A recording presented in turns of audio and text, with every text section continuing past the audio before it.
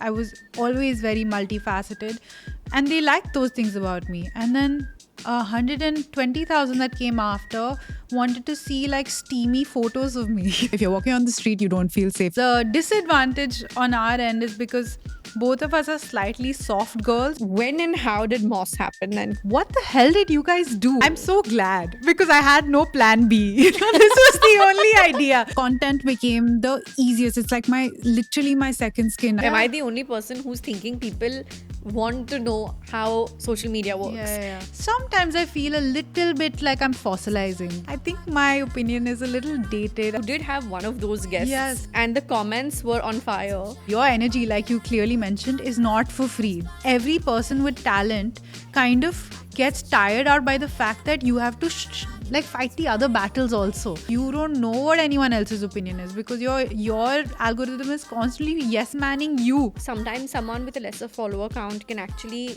demand more money than someone at a much larger one. Yeah, so many cranky baby talents that need coddling and soothing. Don't start a podcast if you think you're very interesting. There's a struggle because audiences are so done. I've been around long enough where I'm like, oh, now this has changed. It's very hard to build a product and find an audience. I think comedy creators make the best content. I'm one of those people who's a little bit of a control freak. Are you comfortable talking numbers?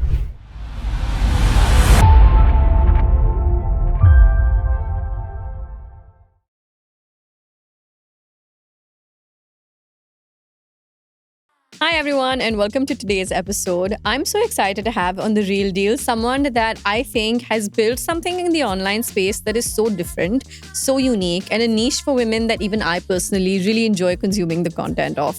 Naina Bhan, the other half of Moments of Silence Pod, is with me today, and I'm so excited that we got to talk about so many different things and so many things on the spectrum of being a creator as well as a podcaster, and really got to dive into the details real deep. This is an episode I think you're really going to enjoy if you'd like to understand more about the podcasting space, the creator space, and just how multifaceted one can be in the media space.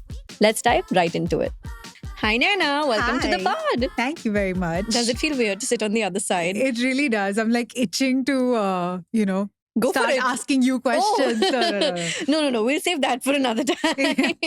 You actually have been on my YouTube channel before, if you Yes, remember. I do remember. This was during the class promos, Correct. which by complete coincidence showed up on my own Explore last night. Yeah. And I was like, is this like just a reminder to me that, oh, wow, Naina's been on my channel before? Dude, yeah. I mean, also life has changed so much for both of us since that interview. Yeah. I think that was like my first ever interview. We were doing promos and I was like, what is going on? The whole cast. Yeah. Literally. How long ago was that?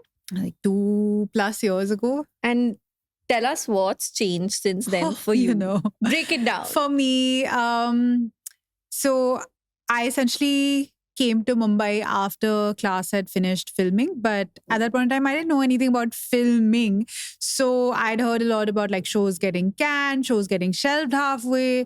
So most of my actor, filmmaker friends were always like, listen, until your project doesn't come out, don't ever assume that it's out. Okay. And we had shot through lockdown. So I was like, okay, maybe, I don't know if the show is going to come out, but cool. When the show came out, I had already been in Bombay for a year. I was working as a talent manager and I was trying to get a sense of the lay of the land. After class came out, I had to like go into overdrive on my hustle mode and my business acumen mode and my background of like creative production, client servicing, advertising, and see how could I make money in the interim of me getting another project. Yeah. So content became the easiest. It's like literally my second skin. I've been on all sides of content. I've written content. I've been a producer. I've been the client servicing person. I've been the client now. I think that's what's changed. I've become the client also now. So yeah. Then the podcast happened. Wait, so am I understanding this correctly? You shot for class, but before it came out, you moved to Bombay. Yes. And when you moved to Bombay, why didn't you pursue just doing more auditions like everyone else does instead of going behind, behind the cam? I was doing both, but I had kind of stopped my 9-to-5 job just as the lockdown started. Okay. Because we were doing class. And so when I came to Mumbai after, I came with my savings, and Mumbai is not the most financially easy breezy city. So I was like, okay, I need to get a job to start. So yeah, that's why I think auditioning doesn't pay you at all. Yeah. I also have to say it's a very smart thing that you did. You went on the talent management side, because then I feel like you also get a little bit of the inside intel. You understand how things operate. So again, I think I was mentioning this on another podcast, but in any other city in India, if you're trying to pursue a creative journey, it feels like a hobby. You're like the one person in the friend group who's doing something hatke, you know. And the minute you come to Mumbai, you understand the scale of what it can be. You understand the scale of like ambition. I've actually become a very ambitious creative after coming to Mumbai, because in Delhi, I always thought it would be a part-time job. In Mumbai, it's a full industry and you can like dig deep into anything. And that was the most exciting part. That's such a beautiful perspective, because one would think you come to Mumbai and you feel like you get intimidated by, oh my God, so many people are doing the same thing. But then you're looking at it from the POV that, okay, wait, there's so much scale, there's so much of work. So it's good when people are doing the same thing, because that means that you are not doing a lot of the market education. You're not building space for yourself. For example, with the podcast, I'm not saying that we were early on the podcast scene, but we're all on the podcast scene at a time where podcasts are not big enough that brands are jumping to you or there are monetization pipelines. But you are early, Naina. You've been doing this for what? 2 years. 2 years is still relatively early, and y'all have always been video first. Always video first. No, but I mean, as podcasting as a business, you know. So all of us have had to be educators with brands, with people. We've had to develop audiences from scratch. We've had to develop a habit from scratch. So if you don't have the resources to back that podcast up, that podcast is like flat. You know, it goes nowhere. You have one season and then it disappears into wherever it has to. Yeah. So I think it's really important to have more people in that same environment for you to be able to then build on top of that. So you went from behind the cam to acting as well, content creation. Yeah. And when and how did Moss happen then? Because I don't know if have you talked about this backstory in detail? No, I mean, the romantic detail of how Sakshi and I met and all of that. We'd love to know. The romantic detail of how Sakshi and I met was that I was a fan of Sakshi's from the lockdown. She had come up in the lockdown as this big comedy creator. She was really funny. And just everyone who watches Sakshi, like, what a cool girl. She has one of the most charming personalities. Yeah. So you're like, naturally, I formed a parasocial relationship with her. And I was like, you know, if she only knew me, she would know that we're really good friends. So, like everyone else who watches Sakshi. And then I think after class came out, I've always loved podcasts and podcasting. My Spotify is like 26,000 minutes of podcasts. Wow. And like 3 hours of music. Especially also because when I'm living in a city that's not your own, especially as a girl, and I've come from Delhi where like you don't feel safe.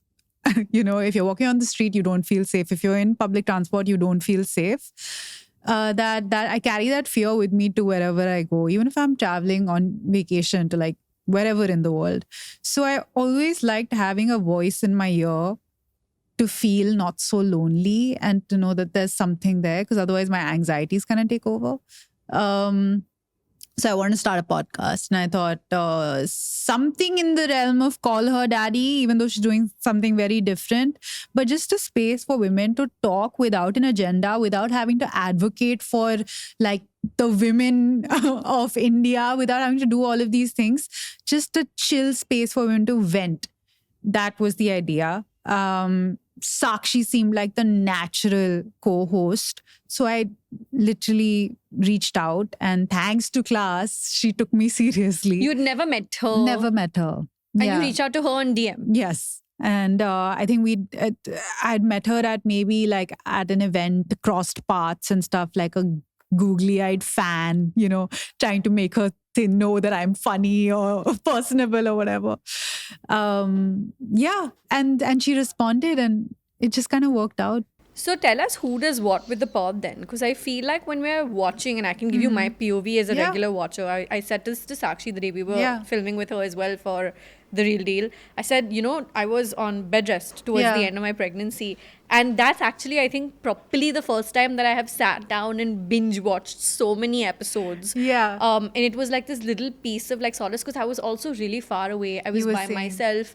I was on this very like weird, lonely, don't know what's happening with my life, with my body journey. yeah. And it was just such a nice escape for me, Thank and you. what you're saying with like women wanting to vent, I think I was in that zone. Yeah. So as a watcher, what I Yeah. realized was that she's definitely like you said, like the funny one, but you also bring about so many interesting topics, conversations, and points through the course of every episode, whether there's a guest or not. That's from a watcher's point of view. Tell me from your side what the back end admin ops Sure. is like, So because two people know. Very interesting to know. So I think the good thing is that Sakshi and I weren't friends before we started. So Good thing? Yeah, it was a good thing, because when you're friends with somebody, you can very much get lost in the inside joke of it all. You can very much get lost in not taking your audience seriously. I think that's a lot of podcasts kind of fizzle out there because they forget that the audience is important, and they kind of, yeah, ignore my hot take, but No, absolutely no, I not. think It's a people, valid point. people forget the audience, and because especially in this like casual chatty podcast setup, sometimes people think that they are so interesting that that would automatically mean that that would be a good episode, and that gives no importance to an audience. So from my background as a producer and my background structuring nonfiction, I'd kind of learned on different jobs the art of like, again, structuring information, packaging information, making it bite-sized, making it clickbaity, making it storytelling friendly. Sakshi does all of those things very naturally, and then on top of that, she's super funny. So she is like entertainment gold and god, and she's so good at it, and she's so proficient that initially when we were talking, especially about the content, I was like, Sakshi, I'm really struggling, and I would need notes and write it down. She's like, just make it up. I'm like, what do you mean, just make it up? I can't just make it up. She's like, it's so simple. I'm like, it's not. And over time, like over 2 years of constantly doing this, I've finally kind of figured out how to flow converse. But so to break it down, I kind of handle the production side of things because that was my strong suit. Sakshi handled the entertainment side of things, and then as time has progressed, we've kind of moved into each other's spaces a little bit more as we've become comfortable. Who watches the podcast episode more times before giving approval? Because for me, that is my apart from logistics Yeah. and guests, because my show is very guest dependent, right? Yours is not naturally, because yeah. you do so many between yourselves. Yeah. But like apart from those logistics, I feel like having to watch like the first draft and then Yeah. the second draft, possibly a third draft. Yeah. And I'm one of those people who's a little bit of a control freak, so I Yeah. will watch everything. Who's doing that at your end? So also, Are you even doing that? Not anymore. Actually, not anymore, because I think we're quite confident of what the pod is, and we're also a little bit forgiving. Of course, guest episodes we will watch to just make sure that no one said anything inappropriate. But with us, I think we are a little bit more forgiving with what information we're putting out there, because there's an understanding that this is secondary listening. If you are listening to the podcast like as a primary audience, that's a bonus. But I know most people, like you said, you're listening to it during your pregnancy. Maybe you'd be listening to it while feeding your child. Someone's doing it while washing their hair. Someone's doing, and everyone has a way that they interact with the podcast as a secondary listener. So when it's secondary listening, you don't really care too much if the cut is so precise and some points are like not fit into this exact time structure. So now we don't watch too much. We have a great team.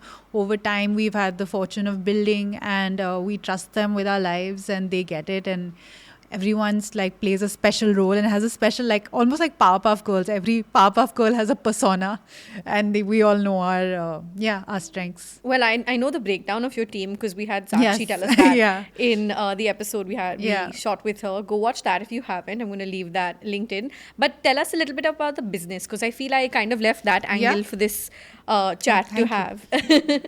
I feel like you're more like on the business side of it, if I've understood correctly. No, actually, I'll tell you. Even with that, I think what my strengths are is being able to understand client feedback and how to pitch to clients, because that's my work ex. So I knew. I also understand what production costs are, how you can turn things around, what are turnaround times. So that side of my business acumen, that's my side of the business acumen. Sakshi is, because she's been around for like 5 years now, she understands what deal is worth it and what isn't. So Sakshi was very integral in us working smart versus working hard. And I was like a donkey, I was like, because I had just come to Mumbai. I was like, every opportunity is a yes. And she would be like that voice of reason, me like, no babe, there is no ROI on this, don't do this. But she also lets me do things. And then later, like a wise old woman, she'll be like, see, this is what I meant. And I was like, yeah, I get it. So the thing is that when we started the podcast, as much as it was a passion project, it was only in its final packaging meant to look like that. It was always started via the lens of it making money, via the lens of it becoming a proper business, via the lens of it becoming a brand that one day can move beyond a podcast and into whatever shape or form it takes. But it's important to have that audience, as you know, like the minute you build your audience, you can take them different places, but it's very hard to build a product and find an audience. Yeah. So yeah, I think because we are both fashion lifestyle creators, it was and we have like conversations with brands in every room, it was easier to convince brands to take a chance on us. And I think as the audience started building and coming in, and we built an audience of 18 to 35 women in India and the diaspora audience. I think that's very like brand friendly. There's a lot of stickiness there. So as a result, I feel like in 2 years, even though we're a new podcast, we might have the most diverse portfolio of brands that we've worked with. And I think even my management, my management works also with Raj Shamani. So that was another added bonus, because there was some feedback coming of like, okay, this is how you can monetize. This is what you can do. This is how we can have a conversation with brands. But even they were shocked. They were like, 1 second, what the hell did you guys do? How have you created this little business that is... Moss looks so unserious in every like sense of the way, but the back end has somehow become very serious. So that's kind of cool. But that in itself goes to show that you knew what you were doing. You were onto the pulse of something that women didn't have. Like, I don't know, I think I've said this to you before. Yeah. Like, for me, the only other parallel I can even draw to a Moss is internationally, if anybody follows, Pretty Basic. Yeah. But then again, when you were saying earlier that, sometimes one can potentially forget the audience, it's because Remy and Ashley, and Alicia, sorry, not Ashley, when both of them are kind of on it, they are best friends. And one can sometimes be like, wait, what are they talking about? And what you were saying earlier, you kind of forget the audience in a few of those beats there. So I feel like you were onto something in the best way possible. I'm so glad, because I had no plan B. This was the only idea. But I'll tell you the benefit of, again, having a partner, a business partner who's also a content creator, is that we very consciously did not want to draw salary from Moss till it got somewhere. So we were clear that we will do our own jobs and Moss will keep building on the side, because that's the only way it'll get a true shot. And again, podcasting is deceptively expensive, and it's a free show. It's free programming that we're putting on YouTube for an audience to come and watch for free. So sometimes when I see other podcasts, I'm like, how are you guys surviving? Because YouTube AdSense and is not enough. Yep, it's the diaspora that actually leads to whatever little bit of revenue that YouTube, because India to India viewing AdSense is so low. Yeah. It is anything from outside India, especially the West, Yeah. that is still even considerable. Correct. Which is why if you like any podcast, anything on YouTube, just click subscribe. On Spotify, just click follow, because they're making it for free with a lot of passion. No one doing this is like some, money minting, counting person. They're all doing it from like love for the format. You guys are now drawing salary though. Are you comfortable talking numbers? Yeah. So now in the second year, we have finally, in fact, within the last 6 months, I think there was like a turn in tide. I was telling her today, in fact, in the morning, that yesterday I was out for an event. I was out for a couple of events. And I felt a change in the way people were talking to me, in the way people were excited, whether it's an audience member or it's like a brand talking to me. Currently, we are actually trying to get our permanent studio going. So I think once the studio's up is when we might want to start drawing salaries. Before that, again, we love, it's our baby, so as much as I'd like to draw a salary today and Sakshi would like to too, I think that's kind of like shooting your business in the foot at this point. We want it to reach a certain scale because we care very much about the final product. We want it to be aspirational. We want it to be high value. And then once we've covered all those bases, I think we'd like to start. Yeah. It's been a lot of time. Yeah. But it's well structured. I feel like it's well thought out. Do you mind breaking down the various revenue streams of a podcast? Yeah, sure. So like if you can just break down all the various ways in which one can monetize apart from YouTube AdSense, of course. So initially podcasts were audio only, which is, I kind of missed that. But unfortunately, when it's audio only, there is only very limited streaming, very limited sponsorship options. So the different ways that you can make money on a podcast, of course, after you reach a certain amount of views on YouTube, you make AdSense. Spotify has also started doing monetizing podcasts.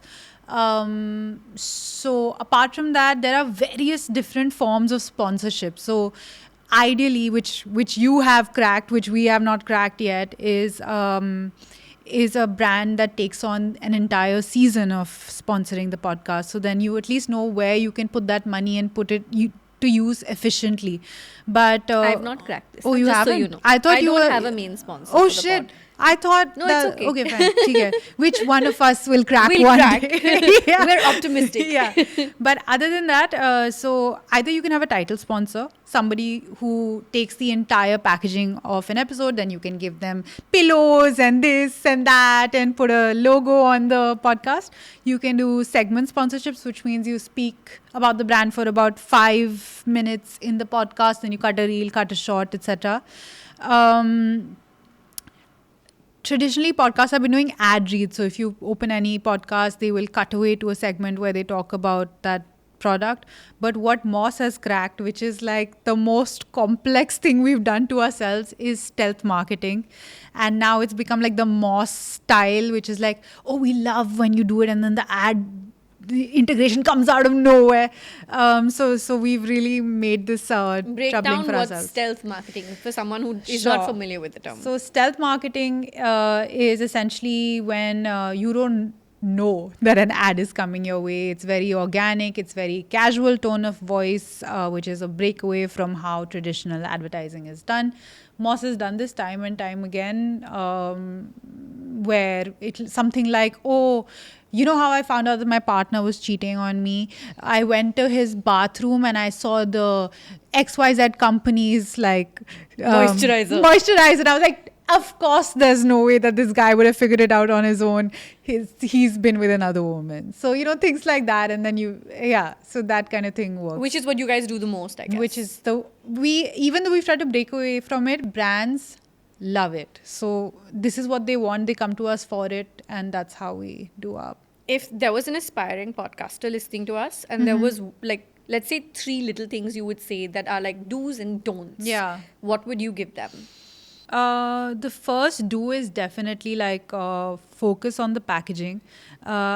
I know people say like start with like Zoom calls and keep it really low grade, but people don't watch. उसका जमाना हाँ गया. गया नहीं वो नहीं चलता. Second is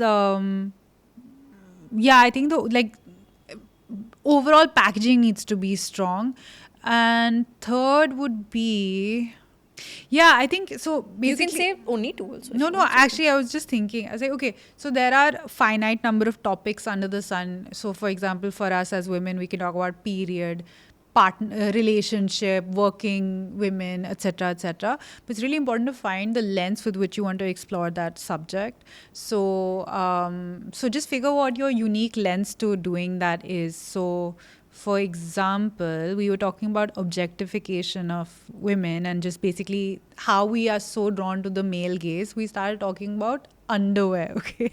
And then the episode was called Is Your Underwear Hookup Friendly? Which is such a clickbait title, but the entire episode is essentially about how in school we were all like so tuned into the male gaze that we want to buy like underwear that was red, green, blue, like Hadley, sexy, you know, but all we could get was like our mothers only allowed us those jockey or like, you know, those cotton briefs, and the max you could do would get like a little flower or On the front. yeah. So yeah. So like that kind of like it's a fun entryway into a topic that Yeah. could be done multiple times by multiple I want to people. ask you what your don'ts are, but I want to say I love the titles because I feel like you make clickbait titles in a very non-pissing off way, if that makes Thanks. sense. I 'Cause think feel like you have a bias. no, I'm Yeah. someone who can get very like, who can kind of, you know, sometimes click on something and I'm like, okay, where's what I'm looking for? Yeah. And I'll be very honest and say a couple of times with my vlogs, I've actually tried clickbait titles in the past. Yeah. And I don't think they work for me or I'm not doing them right, you know, because as a creator, you're always trying something different to be like, okay, let's give this a go. Just from the point of view of maybe it'll work numbers. But I feel like you make them work very well in Thank sync with you. your content. But Sakshi. Seriously. but my question to you is the don'ts, because the The don'ts don'ts. for if you're looking to become a podcaster. Yeah, the don't, I mean, broadly, the don't is exactly what I've kind of touched upon before also. Don't start a podcast if you think you're very interesting.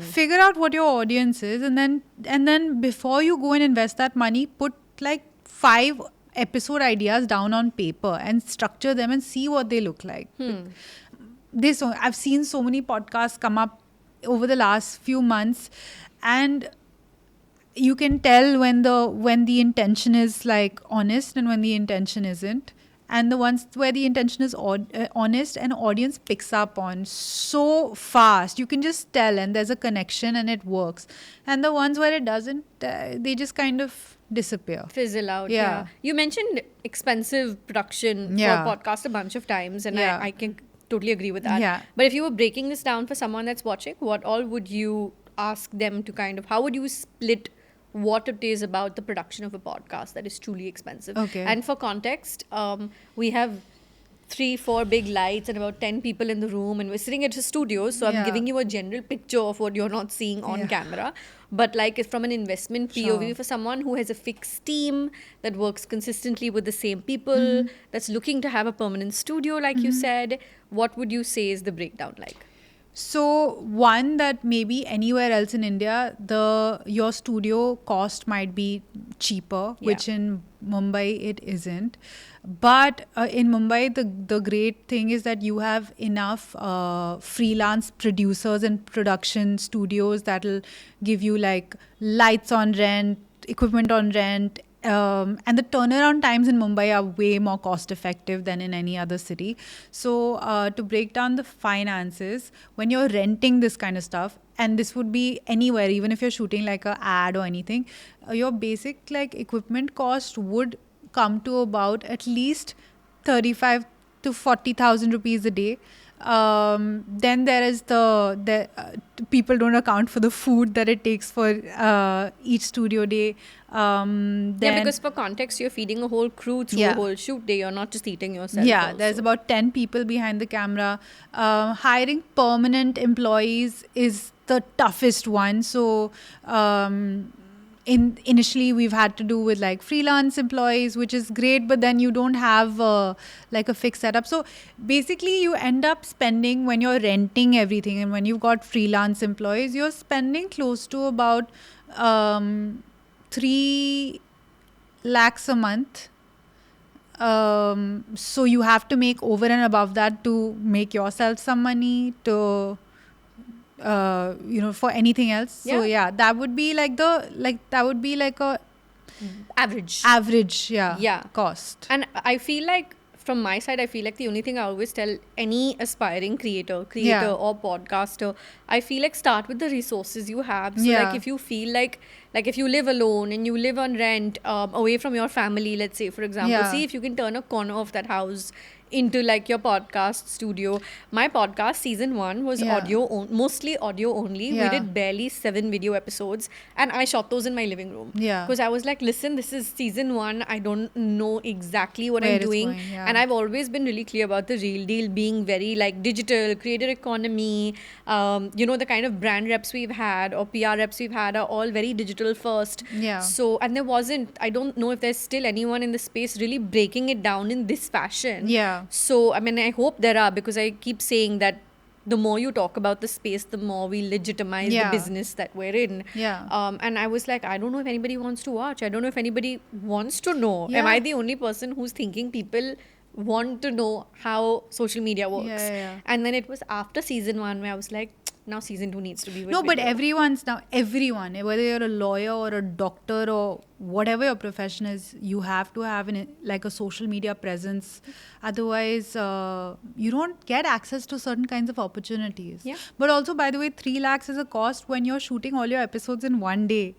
Oh my God. One sec. When you said this to me, the first time you said this to me before today, obviously as we're recording, I was mind blown, which is like 4 episodes in a day. 4 episodes That's a day. Energy. Man, but that's the only thing I have for free. That was the only thing we had for free. Energy. Yeah, because Red Bull, you need a sponsor. No, because now if we do go and buy a studio, that's a big thing, because if I start to buy the equipment that I'm leasing today, we'll have to park like 20 lakhs. When we're getting the studio, even to get, now we've got this great big room and we've realized we have to put 5 ACs. That's like that's a lot of sunk cost right at the beginning to make up. So the disadvantage on our end is because both of us are slightly soft girls, even though we have hustle mentality. I think both of us are afraid of Excel sheets. So I'm not that. I have a business gut, but I'm not an Excel sheet person. I don't have the brass tacks figures. There are other people to do those things. I love Excel sheets. I'll help you. I'll sit with you on your Excel sheets. So yeah, I'm not the kind of like business owner where you ask me numbers and I have them like cut for you. Yeah. But I feel like what you're doing without the Excel sheets also is like, hello, like you can always outsource that part of it. You can't outsource gut and intuition and how to build what to build. You're very kind. No, it's true. You can't, it's not possible. I feel like a smart entrepreneur is one that will 100% outsource what they can outsource. Delegate what you can delegate, because it's not humanly possible to do everything. Yeah, but the thing is that I think a lot of this now I'm coming to terms with, because I'm unlocking a certain kind of success for myself every day. So there were, and if you come from like a middle class, upper middle class family, there's always this sense of like, and my dad always said, Scarcity. Or like my dad will say, Acha, this I can do at home, I can make it for less. I can, do it for less. So to outsource feels like this guilt. You're like, how can I pay someone else and give that money away when I should be doing it at home and being resourceful and tinker and do things that, I might not know how to do. But slowly, as I realize, and a lot of this has to do with me developing some self-worth and self-confidence to be like, no, boss, this is not indispensable. Your energy, like you clearly mentioned, is not for free. That is a cost that you need to like honor. Because if you're tired and you're on edit like 29 days of the month, then that one shoot day when you have to make amazing content, you're completely exhausted. Yeah. And then luckily I have Sakshi, because I made this mistake so many times over the last 2 years where I'm like, shit, by the time the shoot day came, I was like, oh my God, I'm so tired. I don't want to talk about this podcast anymore. But Sakshi pulls through because she's just like, she's fire, you know. So it's always helpful to have like please partner up with somebody. I don't know how you do it by yourself. I feel advantages and disadvantages. I feel like I've seen so many, like in the past when I started content, like Yeah. 14 years ago, I had seen so many pairs not necessarily kind of make it. Yeah. Like they do well a couple of years and then Yeah. you'd see them kind of working on individual blogs or individual pages. So I started solo. And I guess it just kind of stayed that way. I never also voluntarily gravitated in that direction. But it's not like something came my way and I said no or whatever. But I feel like both sides has its perks and tips, yeah, correct. as I say, for everything in Correct. life. Because I feel like vision has to be so on point on the Yeah. same wavelength with another person, Yeah. that it's not something that I think must be coming as easily to have a partner. Because what happens when you have a disagreement? Tell me that. We actually don't have too many Wow. disagreements. But I think that's also because little bit we step on. Initially, we were stepping on eggshells around each other because you were like, I don't know how this person would feel about this. But I think as time went on and the right decisions bore fruit and the wrong decisions didn't work out, we kind of figured it out. And again, the perk of not being friends before the podcast was this, that we can have those kinds of discussions. That professional boundary. Yeah. Did you not put up a story recently? I feel like, was it you or Sakshi that put up a story of maybe last month saying, why are you all asking me why I'm traveling without her? We don't do everything together. Yeah. And it was put in a really funny way. Was it you or Sakshi? I think it was Sakshi. And it was put in a really funny way. And I laughed while looking at the story, Yeah. I remember. And I was like, that's such a funny but fun and still very nice way of kind of putting it. mean- It was worded differently. I can't remember exact. At this point, it definitely feels like we are two organs in somebody else's body. You know, this is the simulation, and we're so synchronized because also when we're talking on the podcast, we've kind of figured out each other's like wavelengths so intensely that now I just know what Sakshi's thinking and Sakshi knows what I'm thinking, even if we're not next to each other. I feel like it's that mommy baby Bluetooth, you know. I know when she's hungry or when she's cranky, even when she's really far away. So, and I think that's again a skill that women are really good at. That Sixth sense. sixth sense, or it's actually a trauma response, but the fact that you can tell the energies in a room without knowing or without anybody having to say anything. You're constantly looking to make everyone feel comfortable. You know, you already know someone needs to be given water before they ask for a glass. And so women do really well in fields. Like I think podcasting is a great field for women. Intimacy coordination was a great field again for Yeah, women. tell me about that. How did you stumble, or how did you choose, and how did you land in that position that I want to get certified as an intimacy coordinator?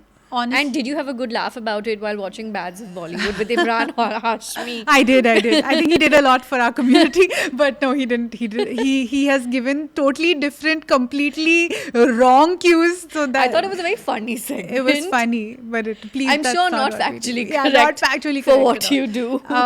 No, I think again it was one of those things where I was trying to figure out different. Honestly, I was trying to figure out different avenues of income in Mumbai, and intimacy coordination again was an interesting niche within like the filmmaking process, where I thought I could lend my filmmaking lens to, and that's kind of how the certification happened. But again, because that job requires certain amount of interpersonal skills, a lot of empathy, I think these things women are really just naturally good at picking up. So many talent managers are women, and they're the best because there's so many cranky baby talents that need coddling and soothing, and yeah. Are there any movies, or is there any projects you can speak of as an IC? No, as an IC? Yeah. Oh yeah, of course. I mean, my biggest thing that I did, which was amazing that it happened to me, was All We Imagine Is Light, which was the film that won at Cannes. Oh wow. I did the intimacy coordination for that, and luckily that film, like the climax of that film, is very centered around intimacy. So it was very cool to work on that project. Again, everyone was so passionate, and that's one thing that I miss from back home that in Mumbai, because the rents are so expensive and everybody's trying to make it happen, like passion is kind of set aside. And even if you want to be passionate, you start thinking numbers and you start thinking hustle and you become very jaded and you're like, just finish this day, finish this day. But again, when you work on indie projects and you work on projects with love, then you understand why you're doing what you're doing. Yeah. It's a nice reminder. Yeah. I feel like in media, in any case, you'll always find like two extreme types of people. They'll either be like so much passion that you won't care for numbers, or if the numbers don't perform, it's not a high on the filter, high on the priority list. Yeah. But then I feel like there are those that are more like commercially viable, where everyone's like, no, gotta hit these numbers.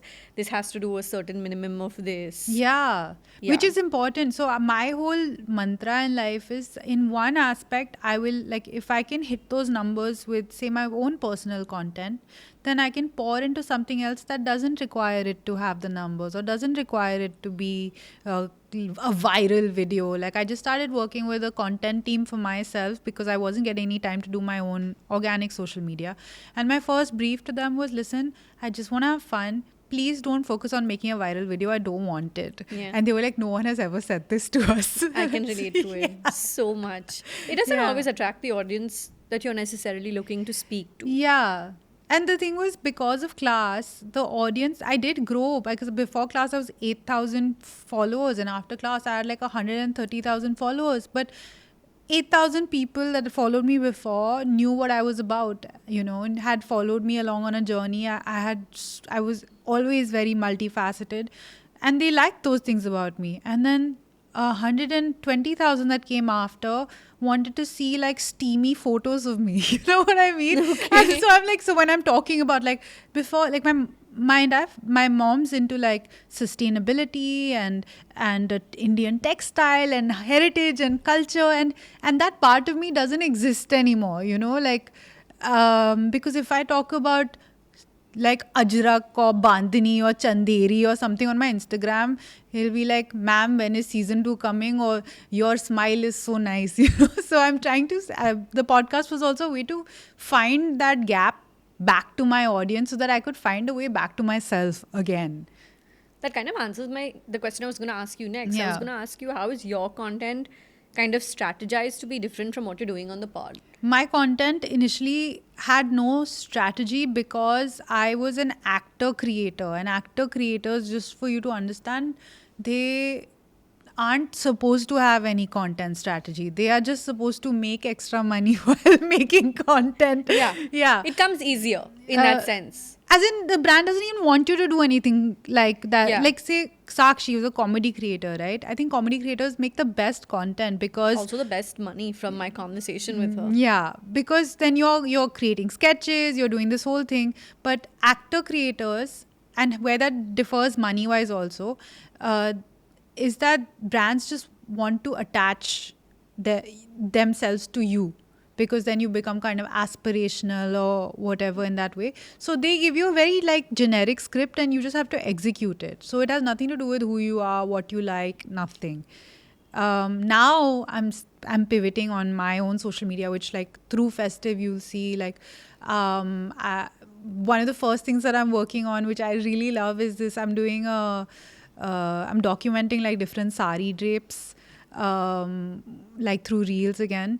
But that's something that I'm doing for myself. So yeah, I'm just going to start building more on who I am in the Through your near content. future. Yeah. The way I see it, and tell me if you agree or disagree. Yeah. I feel like when a brand works with a celebrity, Yeah. on social media especially, I feel like it's more of just a distribution channel, as opposed to when they work with a content creator. Yeah. I count you as a content creator more, I Yeah. feel, because I think in my head, the idea of Naina, the creator, I see you more active in, invested in, especially from the 100%, Moss point yeah. of view.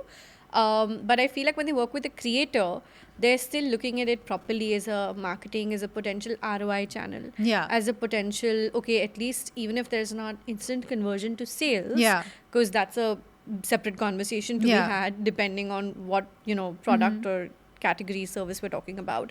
there's at least some kind of potential for ROI. Right. Whereas I feel like with actors, it's a distribution channel. Their Instagram is a distribution channel that talks to such a large audience Yeah. that may most likely not be demographically even the target audience. So, just to break it down, again, Sakshi in her episode would have spoken about how viewers equal to like the cost of. Yeah, she right? mentioned that she charges as much for a reel, as many followers Yeah. as she has. Yeah. So now where that differs, and again, Moss also ties into that in an interesting way, is that when you're an actor, or say when you're an athlete or something like that, there is a added perceived cost of aspiration. Correct. Right? So then actually that formula that Sakshi is going by doesn't work because it isn't cost per follower, cost per view. It's cost plus follower and view plus aspiration of whatever you think Yeah. that person's value or whatever, however they are perceived. However you measure it. Yeah. So so the lucky thing for me was that because Class was a show about like opulence and luxury, and my character was opulent and luxurious, I got that attached to me. So then I got to work with, and because of fashion also, I was a model before this. I'd worked with a lot of fashion brands and really good brands. So I think that entire packaging then automatically, and in a very crass way, because how they pitch in like me, this is a premium Yeah. creator. Yeah. Oh yeah. So those kinds of brands started coming into me. Similarly for Moss, while we're not numerically like the greatest subscriber count yet, but the value of Moss is higher than the number of subscribers because of the quality or the kind of our audience. Yeah. Because you're speaking to tier 1 independent women who have buying power. And relate to the kind of conversations you're Yeah. having, which are so urban in nature also. Correct. But that's what I'm saying. Like if I'm talking to my audience about like buying a mascara, and that audience has no use of a mascara, then there's no point. Yeah. But because our audience is the market, the perceived value of our brand becomes higher. I feel like this is something not enough people from outside the industry give weightage to or don't understand enough because nobody's talking about it as much. Yeah. That it has sometimes someone with a lesser follower count can actually demand more money than someone at a much larger one. Yeah. Because of demographic match, because of premium versus mass content, So you and I were Anam and I were at an event together, and there was a celebrity at that event, and now the celebrity would have like a couple of million followers. There were other women in that room who were from different parts of India. They're not from like the metropolitan cities, but they're from different parts of India where they are the biggest creators in that state. Yeah. They have 10 million plus views, but nobody We didn't know that. We didn't know, like Yeah. nobody in that room knew them. And they were sitting at like some 10 million 10 subscribers. yeah, 10 and million 15. Yeah. And so, and then that creator was so floored by the celebrity. Yeah. And then we were all talking about it. We're like, but she has 10 million subscribers. Yeah. And we were, for context, we were in a content creator community room. Yeah. So actually the celebrity I was benefited. floored by her. Yeah. I was like, wow, she's Wow. sitting at 15, 20, I don't remember the number, million Billion subscribers. And And she was enamored by the celebrity, celebrity. while we were enamored by her. Yeah, exactly.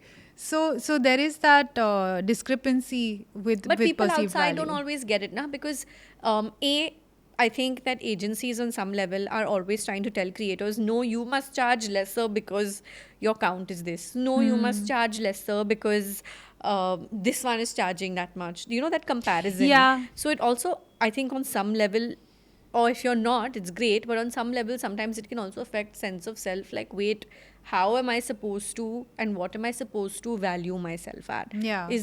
Does that ever happen to you? To me, no, it doesn't. Because amazing. so like, no, actually I'm just fine. No, that's amazing. I'm Thank you. jealous. No, I'll tell you, because content creators are seen as individual people and you called influencers in some shape or form. They're not regarded as media houses, which they are. Each content creator is an independent media channel. They're an independent ad production house at this stage. So if my production house, me, can package the material, can speak about it through a fresh lens, can talk about it in a high quality setup, then I know what I bring to the table because maybe somebody with 1 million followers has 1 million followers because they make memes, but tomorrow if I want them to endorse a brand, they can't like string a storytelling sentence. And their credibility for memes will not weigh in to sell a mascara. So I know what I stand for. I know what my audience is. Moss has helped me build that even more. I know who I'm talking to. And so I'm okay. Like if I think I know where I stand, and I think the market is big enough where even if a brand gives money to like 2,000 creators, they still are spending less than putting a ad on a TVC and putting it in cricket or wherever you're putting it. Yeah. So I know then by that, again, like moving away from scarcity mindset, that I'm just fine. You're just fine. We're all getting our piece of the pie. Yeah. Yeah. That's so great that you can think of that, because for me, I feel like 8 out of 10 times I'm there, and then the other 2 times I'm sitting in self-doubt. And I feel like for me, it's also coming from the point of I've been around long enough where I'm like, oh, now this has changed, now this has changed, Yeah. now this has changed. What's going to change next? It excites me, makes me nervous at the same time. Trends are exhausting. See, not just trends, just the evolution of the social media landscape has been so much. When I started, it was blogging, right? Yeah. Like I had a website and I used to Yeah. write blog posts and attach 4 to 5 images, all of which had to be clicked on like these DSLRs. Yeah. And now it's like phone content is amazing. So like where this whole career started from to where it is, I mean, there's been 1,000 changes, Yeah. and mostly all for the better, for sure. But like it makes me as excited as it does nervous, because Yeah. I'm like, I've kept up this long.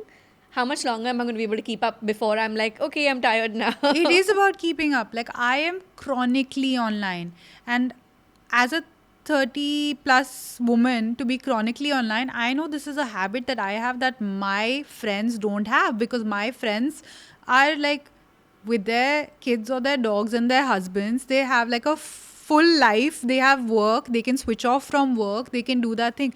My work is online, my research is online, how I keep up with trends is online. If I miss the trend, then I've kind of lost out on the content. I don't know what's happening in the world. I need to know. And the world is very young. Like the world online is very young. And as I grow older, I feel that difference so hard. I feel like I need to study even harder for the exam to pass, because I'm like, I don't get it. I don't understand what the trend is. And even now when I'm like now, especially on Moss and stuff, when we're having conversations about how to keep something fresh, young, speak to younger people, sometimes I feel a little bit like I'm fossilizing, I'm like, I think my opinion is a little dated. I'm sounding a little jaded and Which is okay. It brings a different perspective to what the team brings. sure. I'm just saying, but it makes you think, and then again, that scarcity thing triggers. Because I mean, like, I was literally thinking, I was like, if I have a kid, I want to spend time with that child. But then how do I keep up with my job in that regard? You're literally preaching to the choir. Yeah. That is the phase of life I'm in now, but we will not get into that in this Yeah. episode. This episode's about creators. Yeah. So I get where you're coming from. Yeah. And since I'm on this side, I'm going to tell you that I assure you'll find a way, because I think I found a way. I'd like to say I like very rarely so, but when I do, I mean it. I'll give myself that pat on the back, and I think you should too. Where you'll realize that fossilizing, as you nicely worded it, can actually be a great thing, because you think of things in such a different perspective. Yeah. And if you've hired the right team, Yeah. I feel like you will be well equipped Yeah. to deal with whatever comes your way. Which actually leads me to a question. Tell me if you don't want to answer this. What do you do when you have someone on the pod that you vehemently disagree with the views of? Because you did have one of those guests Yes, yeah. that I'd rather not name. I don't know if you want to. And the comments were on fire about disagreeing with this cis-het man's opinion about things like therapy and Yeah. things like what a woman's lived experiences are. Yeah. How are you dealing with that in real time? Like, especially once one says cut and the Yeah. cameras have moved away, how are you kind of battling or just dealing with that moment? Firstly, I think that I don't know what happened in that episode, because it presented way more aggressive than it was. I mean, of course, we have differing opinions, but I think that's so important to conversation. And even Sakshi and I now, like initially when we started the podcast, we would kind of, I don't know, out of like almost like a human adaptation thing, a yes woman each other. And then slowly over time, I realized, no, actually, if we don't have the same opinion, we can just say that we don't have the same opinion. And he's entitled to his opinion, and we're entitled to our opinions. So I think no one needs to force their opinion down anyone's throat. And what I don't like about the algorithm of the algorithmization of the world is that you are in your silo. You don't know what anyone else's opinion is because your algorithm is constantly yes manning you. It's an echo chamber. Right? So I was like, okay, this is good because this makes you understand that there are different perspectives. And even for the audience that was watching, maybe it's good for them as well because then you also kind of develop what your perspective on this is. I don't like what he's saying, or I like what he's saying, or I don't like what she's saying. Then you can talk about what you don't like, which I think is cool. And I think that's been a bit lost because like the format of conversation in the world has become either you both agree with everything or you're like hacking at each other with your opinions. What happened to like simple conversation? But it was fine, like filming that, Yeah. post filming that. And did you get any? Did you get any PR? Kind of. Can we take something, edit something? Because that happens a lot. No, I no, feel, nothing. especially after the comments came in. Because that was one of the episodes I remember I was secondary listening Yeah. to, and I was driving or something, and I actually went and saw the comments later because I was like, is it just me? Am I just going a little bit cuckoo? But No, then I no. went and said, I was like, okay, no, I'm fine.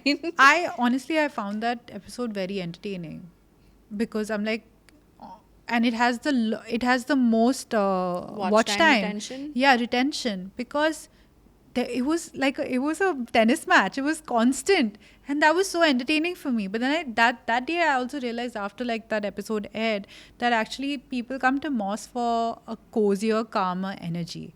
Because when we started talking about the podcast initially, we were like, oh, it's going to be unhinged. But somehow our language of unhinged became cozy calm, So when that happened, I think the biggest reaction that people had were like, we were not expecting to be this riled up. And then I understood what happened. Because I think it's a little bit more of an unwind experience usually. Yeah. And I feel like that was a Wind wind experience. Yeah. For me, I Yeah. can say that. That was a little bit of a wind experience. But the same thing would have happened if we had gone on his channel. Fair. Because his audience is a certain sensibility. Our audience is a certain sensibility. He knew he was going to come and get some. Really? You think Yeah, so? because again, like we're both on opposite sides of the conversation spectrum. If we went on his channel, we would get destroyed in the comments. No, there's no two ways about it. Okay. But I don't think I nor he nor anyone had seen such a group. I had never seen women in large numbers be angry.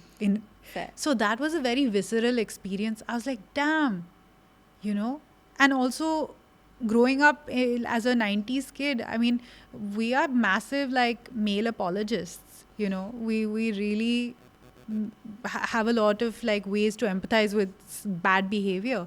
But it's nice to know that younger women are just super like, it's either this or it's that. And if it's that, peace out. But for me, from my point of view, apart from like, of course, being on naturally, I think that because we agree on so many things Yeah. in general in life, for me, it was also an introduction to a new person that I did not know. I may have heard the name, but I Yeah. wasn't familiar with the content or the thought. And it Right. was only after that that I think I landed up hearing of or seeing one more episode on his channel. But maybe I was also in shock because of the lack of familiarity I think altogether. so. And so maybe the women in your comments were coming from, I would assume, a similar. I think so. A similar thought. My algorithm is very, it's all girl energy Yeah. there. So maybe that's why the lack of familiarity could have thrown us all a little bit into shock. Yeah. Yeah. Switching gears to business a little bit. Yes. Can you tell me how, what the flow is, how the brand gets in touch, how things operate, Yeah. how one works on the collaboration until it finally goes live? So, as we have, You can tell me this for both Moss Yeah, as well yeah, as yeah. like Nena individually sure. a creator. So I have a really lovely team on my side. I work with this couple called Apoorv and Ridhima Bhatnagar, and they are both amazing at their jobs, and this was a conscious decision to work with a more boutique agency, because when I started out, I realized I was like a smaller creator, or even I was a younger actor in the field. I might have gotten lost in a roster of talent management agencies. So I was looking for someone who could really take me on, and I met Apurv, and he is just really, and you should have both of them or one of them on, because they are really good at their jobs. And again, the bonus with them was that Apurv had worked on is still working with Raj Shamani. So he had built that podcast and up with Raj. Ridhima had been working with this other agency called Blueprint, which essentially works with musicians like King. And that team is so passionate that when you see an artist like King, you understand why he is as far in his career as he is. Nothing to his talent. He's very talented. But every person with talent kind of gets tired out by the fact that you have to like fight the other battles also. So that team is so passionate that he can actually do just what he has to do, which is make music, and they are so aligned in their vision. And the same thing has been done for me by these two people, where we are so aligned now that and every new thing that I want to do, they take it on with open arms, and they treat it like like Moss is their godchild on from my side. Sakshi is with Pocket Aces. Pocket Aces also represents Moss in some dealings that go via Sakshi. So what essentially happens is that a brand comes in, they reach out to either of the two agencies, and essentially we kind of give them the entire package of like what we can do for them in Z amount of money. I also have made a little YouTube video that educates brands about what is and what isn't possible before we get on a briefing call, because we were getting really tired of briefing calls, because we were educating brands about what to expect from a podcast, which was taking up the first 40 minutes of a conversation. So yeah, they tell us that. We create a document for them with the theme of an episode, with how we're going to highlight the product, and then we insist that again a brand POC is on our shoot every time we shoot, because we're an improv podcast, so we want the person to be there. Most talents discourage brand partners from being on the studio floor, but we encourage it, because I think once you're there, you kind of understand the energy of the podcast, and most of the times the people who come to that room are the ones fighting for us when they go back to their offices and agencies. So that's been really nice. The other and then once that's done, the back end takes a little bit longer time, because a podcast is very heavy footage wise. Also, it takes a week to edit. So that's the turnaround time. And we're on air. The great thing about the podcast is that, and you would know this as a fashion lifestyle creator, when women have to make content, it's a very painful back and forth process with an agency, because everything from the way your hair looks, to your nails look, to the way you've applied something, to the way you've removed it, to the lighting of what the color of a certain lipstick is looking like, is like scrutinized, and you can get to reshoot. But Moss, because it's so content forward, has given us the freedom to make it more about the essence of a brand, or to make it more about the gag than it is about the application and things like that. So that's been so liberating for us. And that's very refreshing to watch as well. I feel like not enough brands are okay with how one asks for liberty and creativity while filming, at least on like the Instagram, YouTube, general content side, I can say that. So when I see, a brand that I have worked with do something so different with you, I'm almost like, okay, thank God. Like, they will also let people do things the way they want. But I think what's a really nice and fresh idea that you said was literally creating a briefing video educating them. Oh my God, yeah. Because that must save, like you said, a lot of time. Yeah, because also we've had bad experiences, right? Where a brand, and it's not their fault either. I think what had happened was that there was a brand that was very interested in podcasting, and they have a slightly more conservative way that they talk about their brand.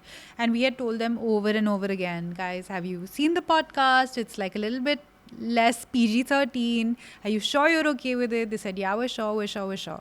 Again, you're paying for a segment sponsorship. So technically only what's being said in that segment is something that you have the right to say anything about. What happens in the rest of the podcast, you don't. But literally the night before we were uploading, they said, we don't want to pay for this. We don't, please remove us from this video. We don't want to be a part. And okay, that's one thing. You've thrown us under the bus with that. And a jump cut. But at least pay for the production, because it's expensive. It's way more expensive than producing a reel, which they didn't. So when we got like stung a couple of times like this, is when we decided that we need to be like hyper vigilant with how we talk to brands. Fair. Are you comfortable sharing what the percentage of income is between like Naina independently versus podcast income? Well, I'm not drawing right now from it. No, I mean at all. At all. Okay. So I'll tell you, for us, what our metric was, that we wanted to be making as much money as we're making. So currently the podcast is making as much as we would individually make. And now the goal is that it can do 2x, so that we can also... That's amazing. Yeah, give it some And time. what does Naina individually bill like? I individually bill... Yeah, but about between 5 and 10. And then you have a commission structure with your management. Yeah.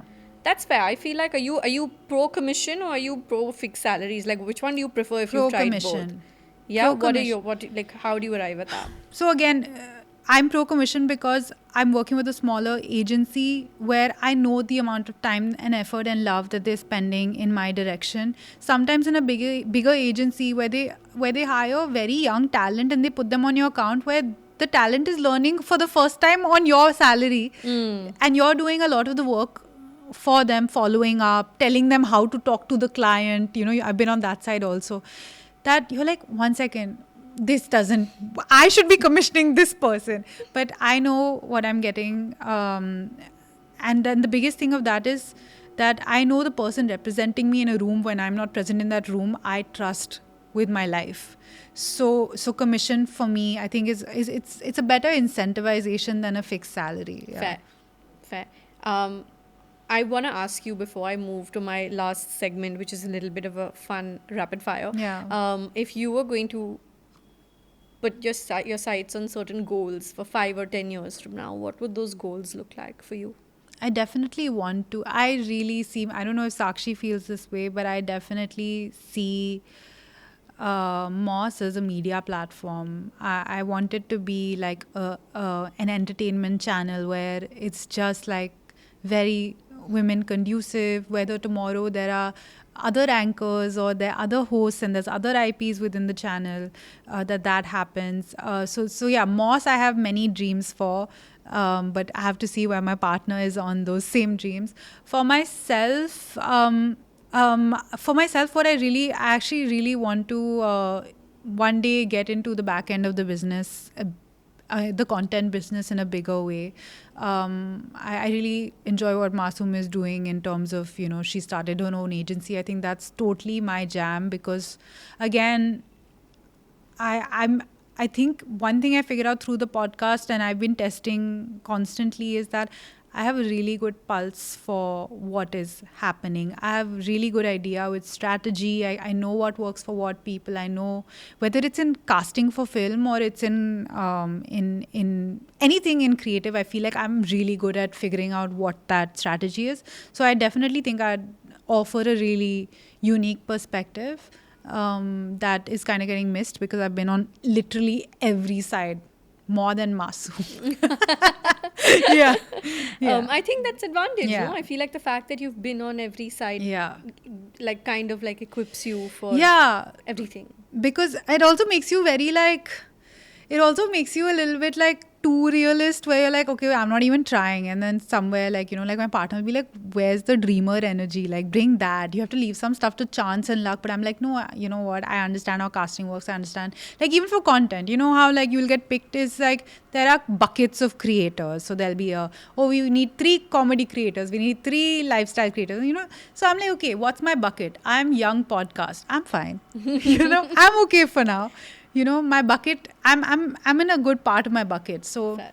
You know those games we used to play as kids where you had the little rope thing and you threw it and the fish would get caught with the Yeah.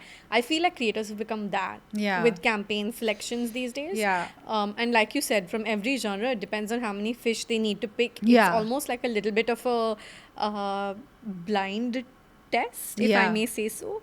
And I feel like there are very few brands or agencies that are really getting it right, because I feel like everyone's suddenly gotten so busy with chasing numbers that they're forgetting that they should also be focusing on ROI.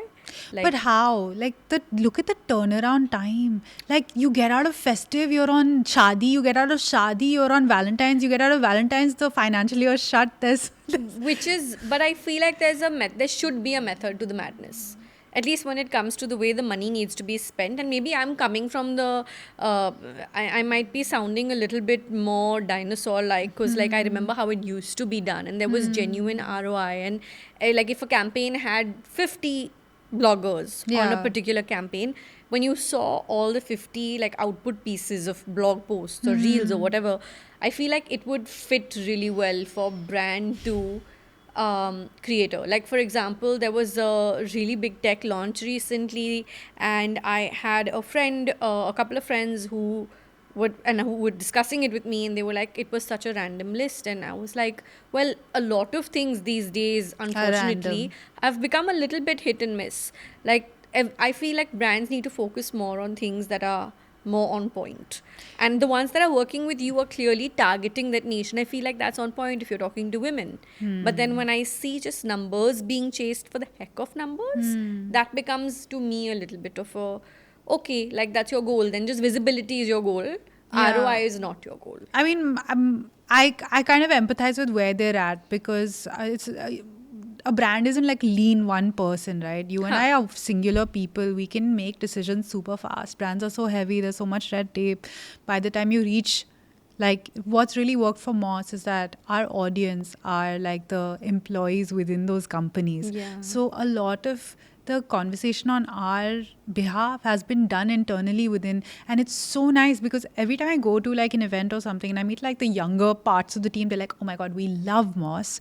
We have been telling our higher ups that we have to get you, okay? And it's almost like I've noticed, because it has been 6 or 8 months, and then they're like, we've been doing this for 6 months, we've been pitching Moss, and finally at the end of 6 months or 8 months is when there's a crack, and they allow us one opportunity, and then they enjoy the work that we do, and then they work with us again. So imagine. But that's what I'm saying. It's a testament to the right demographic. Yeah. You've got the numbers is a bonus, but your numbers is all talking to the right people. So I don't think you go into the just virality bucket at all. No. I feel like you are very much in the targeted bucket, where you're talking to a demographic where a verified My Beauty brand, for example, Yeah. hypothetically speaking, Yeah. if we were looking to talk to young women between the ages of 18 to 40, Yeah. Moss would fit in, Yeah. not just because you have the numbers that might make it work. Yeah. But also you're talking to the right audience. And where I think a lot of other brands these days, I feel are going hit and miss, is we're focusing so much on visibility, where we're losing sight of, do we want to be visible to just everyone, or do you want to be visible to the right demographic? Yeah, fair. That I feel is a quality versus quantity game, Fair. which again, I see the other side of it, because one is replacing TV spends with digital spends. So you want everyone to know about it. Yeah. But how much of it results in ROI is the question, which How, is, how do you feel about it? I feel like if you're looking to just replace your TV spends with it, Yeah. it's go for the numbers, go for the viral creators, go for the big numbers. But I feel like when you look at it from the point of view of wanting to draw not just 1,000 people, but 1,000 women to want to know about your mascara. Yeah. When you want 1,000 women to move in the direction of I can't think of something apart from makeup right now for some reason, but like a new Yeah. shoe, I Yeah. don't know. Yeah. Fair. You know what I mean? It Yeah. depends on who you're speaking to. Like, if I was the biggest brand in India, let's say, inshallah, Of course. if Verified was Yeah. the biggest brand in India, I would like to spend my money towards talking to the right audience as opposed to just talking to everyone. Because I just feel like that quality will give me a higher ROI Yeah. than just the quantity. And I hope more brands can do that, if that makes sense. I also think there's a struggle because audiences are so done with consuming. Like, the minute you can see the HD frame of a reel, you've moved on. You're like, I'm not, forget the first 3 seconds brand mention, right? And you don't want to, like, if you look at any big brands in India today, they are struggling with brand ambassadors. Back in the day, it was really simple. You get Shah Rukh Khan and it's sold, done, gold. But today, I think also because of the lockdown, because like films have not been doing so well, there's become like this market of like A-list celebrities who are A-list by the ranking, but have not been able to garner audience love the way earlier celebrities could have through their films. So even if you make them your brand ambassadors, they're not really translating the way traditional brand ambassadors would. Yeah. So if you see more and more, lots of brands are moving in a direction where they're not working with A-list celebrities anymore. They're breaking it down, or they're taking 3 together, or they're taking like 5 content creators. Very few perfect fits. Yeah. Yeah. So like Raj is now the face of ASUS, which is so cool. So fitting. It's so fitting, and I think it's a very good time to be a creator, because if brands like ASUS are doing this, it means that it's opening up for people to realize that we are bringing so much to the table. Like even today, when you talk to young talent management agents and you're like, why did you join this agency? People my age would take the name of, I really loved this actor and that's why I came to talent management. Young talent managers say, I love this creator and that's why I want to work here. That's awesome. Everyone, like they are fans of creators. So the world is shifting. There's so much power here. There's a lot. Yeah. And there's a lot of power. There's a lot of money to be made. Yeah. And I hope that brands spend that money well and more strategically. Yeah. And find more fits. Actually, I was just thinking while you were saying Raj with ASUS, like Alia's Levi's, brand ambassadorship is such a great fit. Yeah. In my mind, like, or even Chanel with Ananya Pandey, like I feel like that is such a great fit. It just makes sense. And then there are some that don't make sense also when I think about it. Yeah. But like I feel like that is money spent well. Yeah. Yeah. I feel you. On a lighter note, Yes. let's do a hot or not with you, Okay, Naina. sure. I have a little plaque over here. Okay. And with this you can tell me whether you agree Or whether you disagree? disagree with something. Okay. And for our listeners, because I don't think everyone is watching on YouTube, if you can also say it as you Yes, turn of it. course. So let's do a hot or not with Nana. Clickbait titles. Always hot. Evergreen. Hot takes that you know might just get you in trouble. Yeah. Not. Celebrity guests wanting to prep over being spontaneous. Not. Actually, you know what? Take the prep, because when they don't prep, they don't say anything. Please But prep. doesn't it drive you crazy sometimes if they're asking everything beforehand? Yes, it does. Yeah. Then celebrity guests PR wanting to give edit approvals. Hot. I love it. Please do it more. She's You guys being really know. Just being very sarcastic. Not. Guys. Please. I just wanted to say that for the record. Just in case. Getting cancelled over going broke. Hot. You'd rather get cancelled than go broke? Yeah. Because I think there's a redemption arc that makes you richer. Yeah. Awards over rewards. Awards over rewards. Pesa. Pesa, then you can buy the award. I love how you have a step two to everything. Yeah, of course. Okay, one podcaster who you think is really killing it in India today. Anam. How sweet. No, you don't have to take my name. No. I honestly thought you were going to say Raj Shamani. Raj Shamani is literally killing it. Yeah, Raj Shamani, what do I say? I don't even see him as a podcaster anymore. What do you see him as? I don't know. I feel like he should be sitting in like a White House or something. Like he's really killing it. We need to send this clip or tag Raj when we post it. One creator you love to stalk on Instagram.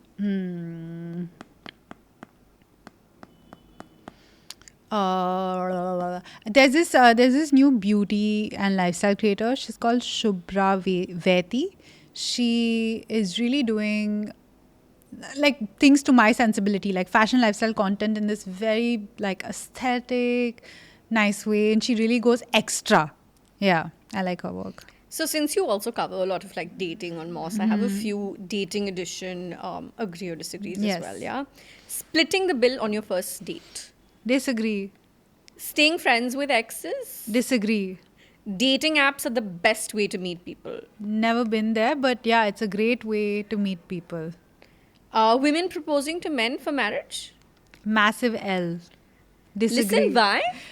यार हम कुछ भी कर सकते हैं इस जमाने में. कर सकते तो हैं, but I'm not saying you cannot propose. That it's not a freedom of proposal thing. It's a क्यों करना है? Yeah, like why do you have to convince this guy to be with you? No, not convinced. Like propose. Like But if drop he- down on one knee Yeah, like but- usually men do.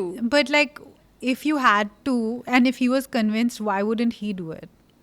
I'm not getting into that here. This is just supposed to be a hot or not, but I have many conversations that I think we can have. Situations are inevitable in 2025. Situationships. Yeah, sorry. Situationships are inevitable in 2025. Situationship is the new marriage, Stop. I think. What are you saying? I think- Situationships are the new marriage only you've gone I'll to. go hardcore, 100% for the win. This is gonna turn into a Moss episode here if I don't keep it No, short. listen, you are brave. You got the government involved in your relationship. Me, You learnt your lesson. me, yeah, it ain't happening. Yeah, Men who call themselves feminists. yeah, Tenga.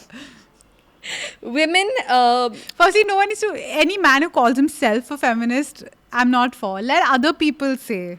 I too don't call them feminists. I say you're allies. I say that very outrightly because I feel like they can't be feminists. Like you can't be. Your lived experiences are different from Yeah. mine. You can be an ally. Yeah. You can come as close to me wanting and deserving to have equal rights. Yeah. But so long as you get yours.